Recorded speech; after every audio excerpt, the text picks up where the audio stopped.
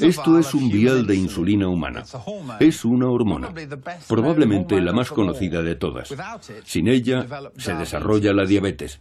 Y aunque en la actualidad tiene tratamiento, antes de su descubrimiento tener diabetes era una condena a muerte. En los niños que no producían la hormona llamada insulina, el azúcar que su organismo debería asimilar para transformarla en energía pasaba directamente a la orina.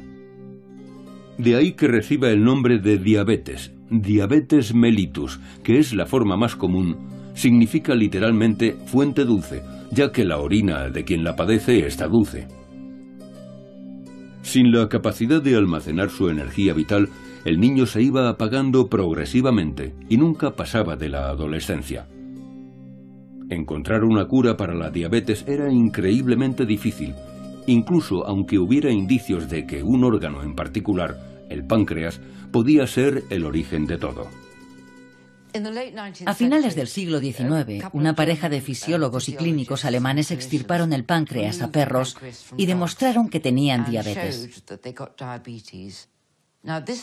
Ese descubrimiento apuntaba al páncreas como el origen del aumento de los niveles de azúcar en sangre, es decir, de hacerse diabético.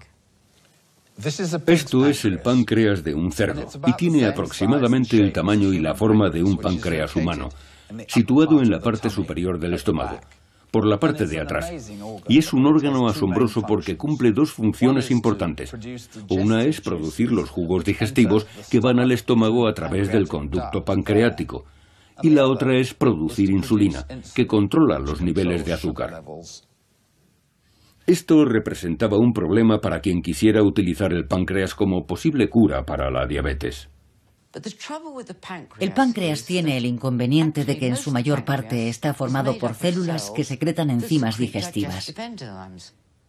De manera que si lo trituráramos no habría prácticamente ninguna insulina en él. Todo lo que encontraríamos, de hecho, serían jugos digestivos.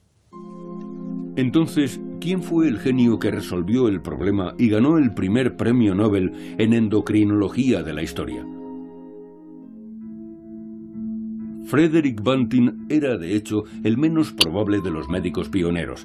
Desde luego no dio con su revolucionaria cura para la diabetes mientras trabajaba en un laboratorio dotado de buenos fondos.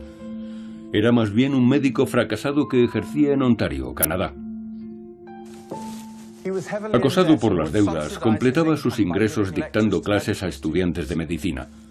Y sin embargo fue responsable de uno de los descubrimientos más sensacionales de toda la historia de la endocrinología. Mientras investigaba para dar una de estas conferencias, se topó con un artículo en una publicación poco conocida, Cirugía, Ginecología y Obstetricia. Se refería a la posibilidad de detener la función digestiva del páncreas, eliminando las enzimas y dejando solamente las células productoras de hormona para que hagan su trabajo. Se pasó el día buceando en sus notas, reflexionando sobre cómo el organismo controla el azúcar y en particular el páncreas. Se fue a la cama con esos pensamientos rondándole en la cabeza y se despertó de repente con una sorprendente revelación.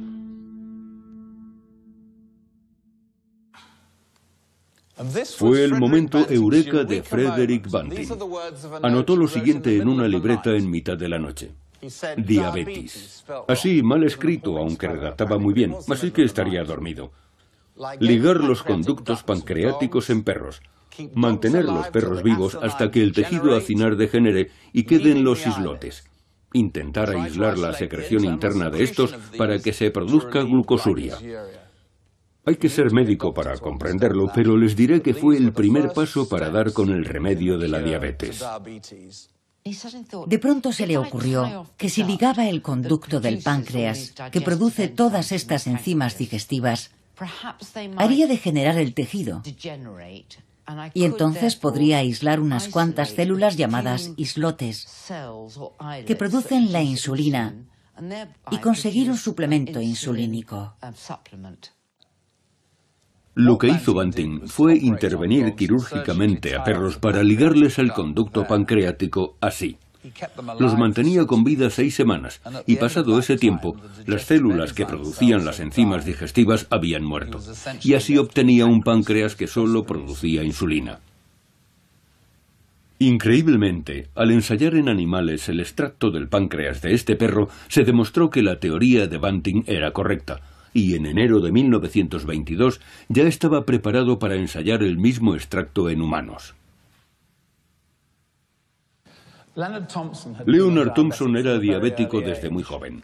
En 1921, con 14 años, fue ingresado en el Hospital General de Toronto al borde de la muerte. Estaba tan delgado que muchos pensaban que era víctima del hambre. Estaba pálido, se le caía el pelo y olía a acetona, un síntoma característico de la diabetes.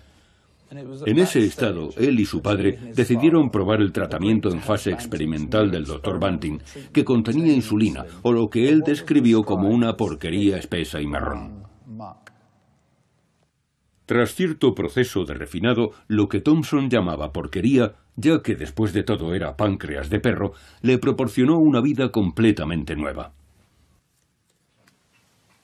He aquí un retrato de Leonard Thompson después de haber iniciado el tratamiento con insulina. Tenía que estar muerto para entonces, pero felizmente fue el primer paciente tratado con éxito y es maravilloso poder verlo con este aspecto.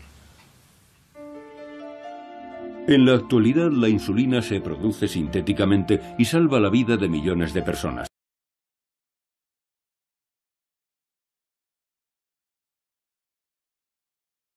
Pero durante casi 50 años, la única insulina disponible había sido la de las vacas y los cerdos, hasta que una empresa danesa descubrió cómo elaborar insulina humana sintética usando el ingrediente clave de una hogaza de pan, la levadura. Pero, ¿cómo lo hacen?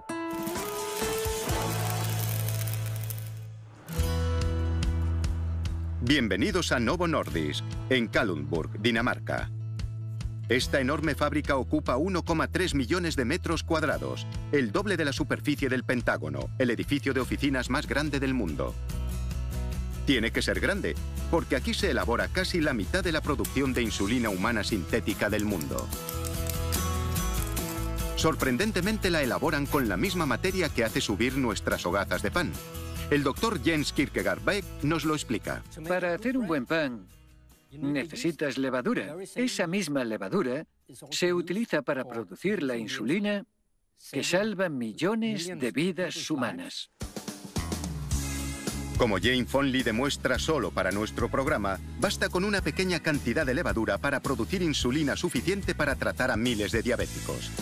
1 mililitro en un vial como este puede salvar hasta 500.000 de vidas.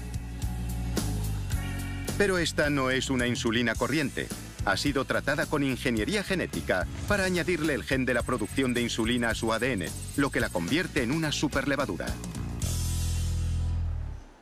El siguiente problema es que la levadura es un microorganismo vivo.